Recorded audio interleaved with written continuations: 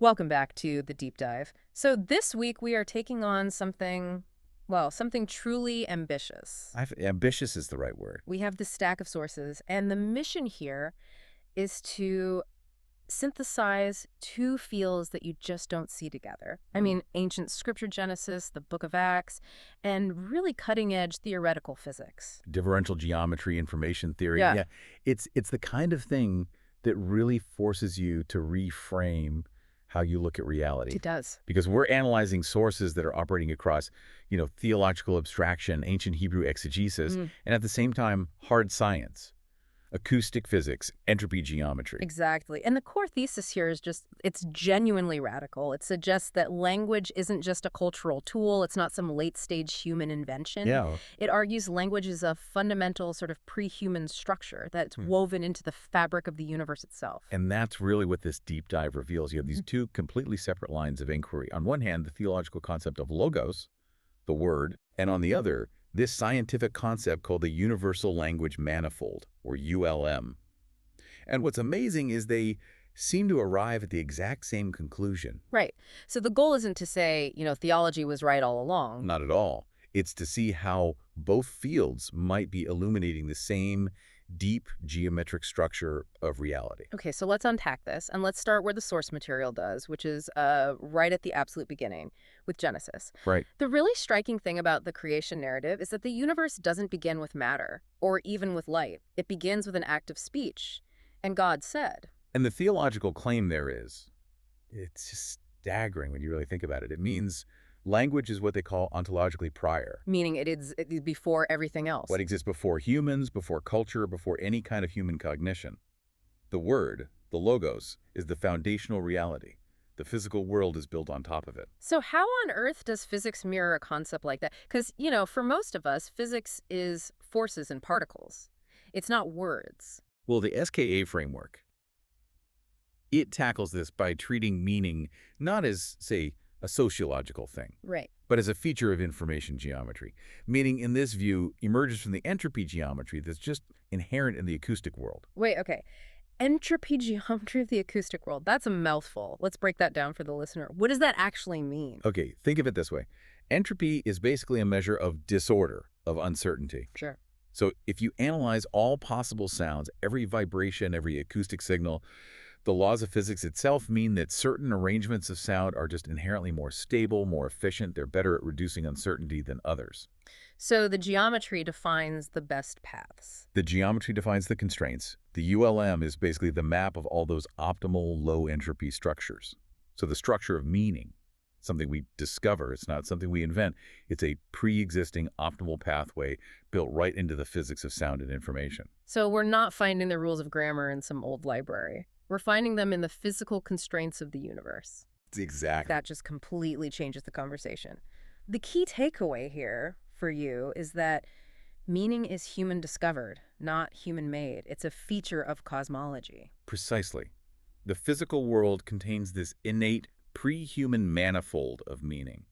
Ancient scripture calls it logos. Modern physics, with the SKA framework, is giving us the mathematical description of that same thing, the universal language manifold. So if the structure already exists, that brings us to the moment humanity first interacts with it. Adamic language. Yeah, Adamic language. We move from creation to Adam naming the animals. And that narrative is so crucial because the source material is very clear. Adam didn't invent the names. He didn't just make things up. You recognize. You recognize them. It was a perfect correspondence between the thing itself, the concept, and the sound he used to express it. The early rabbis had a term for this state, right? Lashon HaKodesh, the holy language. They did. And the sources really stress that this wasn't about some kind of, magical vocabulary. It was about having a pure channel, seeing the world's structure without any distortion. And if we translate that idea into the SKA terminology, the Adamic language is the native coordinate system of the universal manifold. Okay, explain that, the native coordinate system. So imagine the manifold is this huge, complex map of all possible concepts. The Adamic state is when your sound and the meaning have a zero-loss, one-to-one correspondence. And what does that mean practically for speaking? You mentioned the minimal action path. Yeah, the minimal action path is a core idea from physics. In any system, energy always tries to follow the most efficient route. So if meaning is geometric, then Adamic speech was the most efficient way to travel from an idea, a point on the manifold, to the sound that expresses it. So minimum effort. Minimum effort, minimum information, minimum energy to encode it and decode it perfectly. So that first language, it wasn't primitive at all. It was, in a way, technologically perfect. Exactly. It was optimally aligned with the geometry of meaning. Direct, zero entropy access to the underlying structure without any of the cultural noise we have now. A perfect, lossless form of communication. Which, of course, makes what happens next in the narrative Babel such a catastrophic event. Right. And that Tower of Babel story, I think it's usually read as God just multiplying languages. One tongue becomes many, a linguistic explosion. That's the common reading. But the sources point to the actual Hebrew text, which is more subtle. It says God confused their language. The word is balal. Balal, and that's key. It is. It doesn't mean to destroy or create something new from scratch. It means to scramble the mapping. So the underlying meaning, the manifold, it's still there. It's still intact. But the way humans project their thoughts onto it, that shared coordinate system, that's what fractures. So if the manifold is the map of reality, Babel just scrambled the legend, the key we all use to read it. That's a perfect analogy. In SKA terms, the manifold stays intact, but the coordinate systems diversify wildly. And that introduces entropy. Exactly. Entropy is introduced right into the mapping process. Yeah. And suddenly speech becomes inefficient, it becomes culturally variable, it's full of misinterpretation. So if you're speaking from one coordinate system and I'm using another. We're both struggling to project the same reality onto sound structures that are now mutually unintelligible. That makes so much sense for historical linguistics. Why languages drift and split and evolve. We just lost that stable, shared coordinate frame. So Babel becomes this coordinate divergence event. Yeah. The universality of meaning is still there, but our access points to it are now fragmented and noisy. And that noise is entropy. It is. Which brings us to a really fascinating scientific way of looking at the logos itself.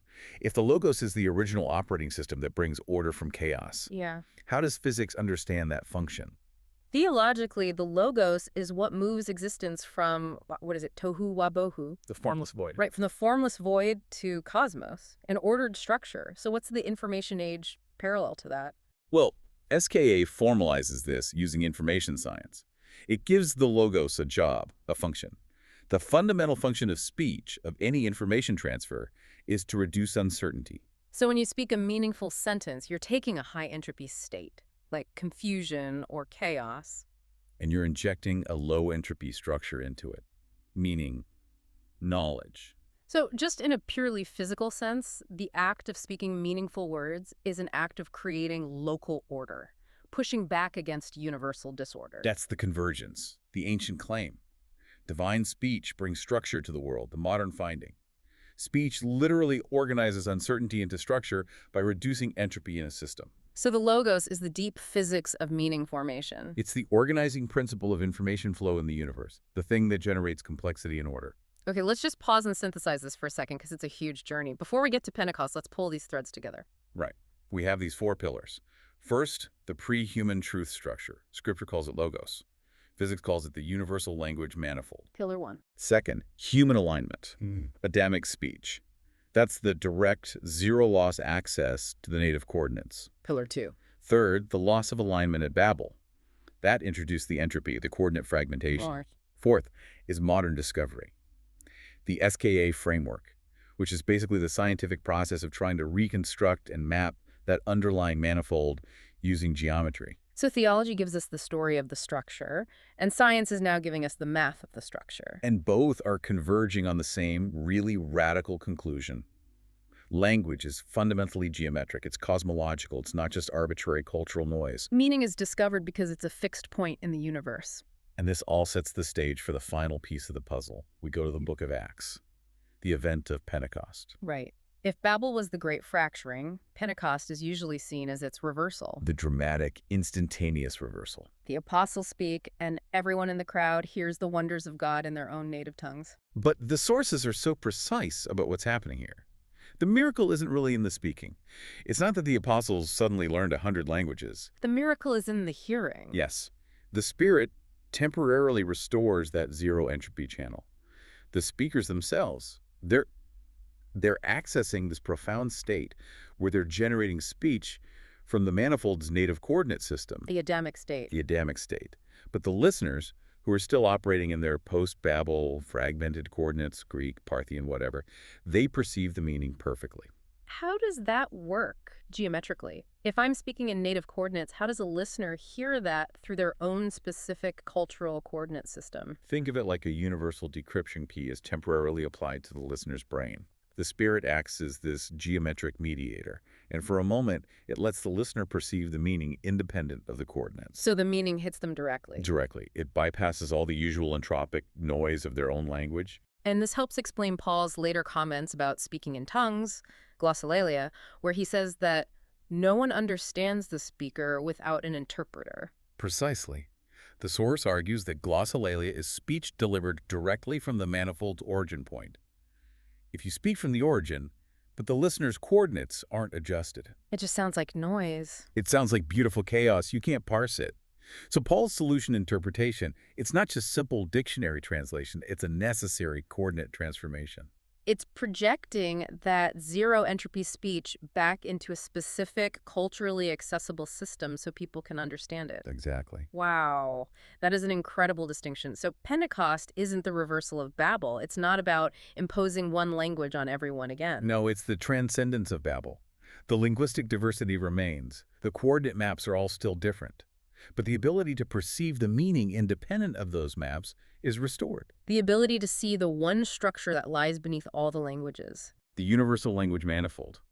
It's a truth grounded in physics, preserved in scripture, and made accessible through this temporary restoration of the zero entropy channel. This whole deep dive really moves language from, psychology or social science into cosmology, into geometry. It does. And the theological trajectory here seems to point toward a permanent restoration, not a uniformity of speech, but a unity of perception. All coordinates, one manifold. Yeah. All languages, one meaning. Communication isn't just about choosing words, it's about navigating a spatial reality. Which brings up a final, really important question for you, the learner, to think about after this. If meaning really is fundamentally geometric, and if the ultimate goal is zero entropy communication, what practical non-spiritual systems could we even develop to get closer to that? How could we engineer a way to bypass our culturally fragmented coordinate maps and move language back toward its geometric minimal action path? I mean, what would that even look like in global communication, or maybe even in data architecture? What could a perfectly efficient geometry-based language system accomplish?